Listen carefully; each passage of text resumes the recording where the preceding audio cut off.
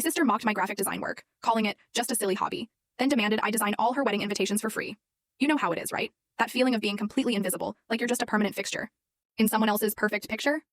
Well, for me, that was my entire life, stuck somewhere between the houseplants and my mom's fancy plate collection, while my sister Daphne soaked up all the sunlight. But that day, watching her flash, that ridiculously huge diamond ring, something inside me didn't just snap, it ignited. My name's Summer, and I'm the sister who wasn't even supposed to be at that family brunch. But Daphne insisted, which meant 6 calls from my mom until I caved. It's absolutely perfect, Mom cooed, clutching Daphne's hand. Tyson has exquisite taste. I just jabbed at my Eggs Benedict, wondering if I could just evaporate. The patio was packed, but our table might as well have been a private stage, with Daphne as the undisputed star. Then, she turned her spotlight smile my way. Summer, you're being awfully quiet. Aren't you excited about being part of my special day? Thrilled, I managed, forcing a smile. Congratulations again. Her eyes gleamed with that look. The one that meant she was about to ask for a huge favor while making it sound like she was doing me one. I've been thinking about the wedding stationery. You still do that little design hobby of yours, right? My jaw tightened.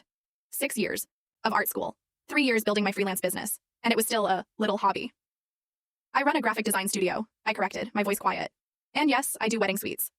Perfect, Daphne clapped her hands. You can do all my stationery. The save the dates, invitations, programs, everything. It'll be your wedding gift to us. Even my dad, usually oblivious, looked up from his coffee. That's quite a lot of work, Daphne. Oh, please. My mother waved him off. Summer has plenty of time. It's not like she has a real job or a relationship to worry about. Those words hit like tiny arrows, precise, painful, and designed to wound.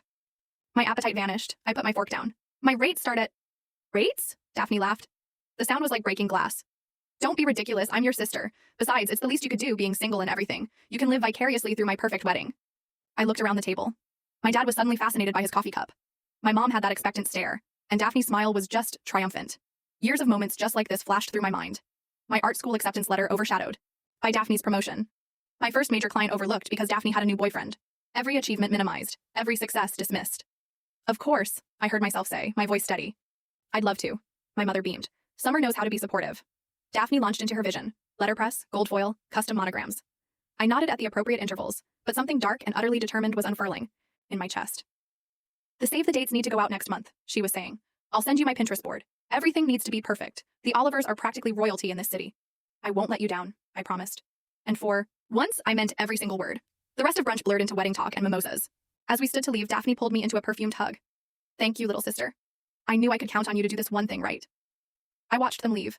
My parents flanking Daphne like proud bodyguards, her designer heels clicking, her ring catching the light one last time. Then I drove home to my small but sunlit studio apartment. My drafting table waited by the window. I pulled out my sketchpad and opened my laptop. Full story on the channel. Link below. Click now and watch what happened next.